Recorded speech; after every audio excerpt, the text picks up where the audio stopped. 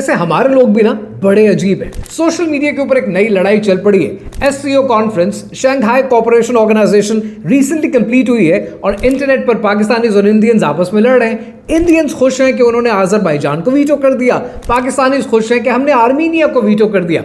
Emotional satisfaction हो गई, लेकिन इस एससीओ कॉन्फ्रेंस का हीरो कोई और ही था।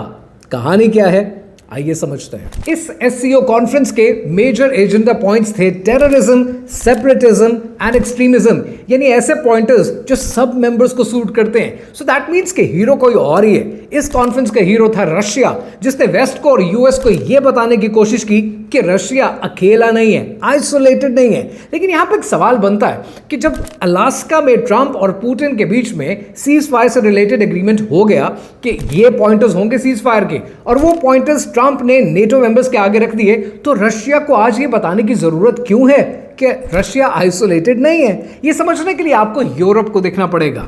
फ्रांस ने रिसेंटली अनाउंस किया है कि हेल्थ केयर सेक्टर और हॉस्पिटल्स तैयारी पकड़े 2026 की जंग की। 10,000 से 50,000 कैजुअलिटीज हो सकती हैं।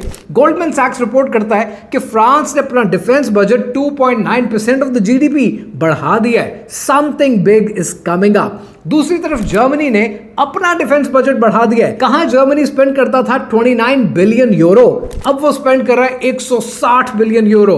और इसको जर्मनी कह रहा है कि हम बना रहे हैं बंदेश्वर, यानी यूरोप की सबसे स्ट्रॉन्गेस्ट आर्मी।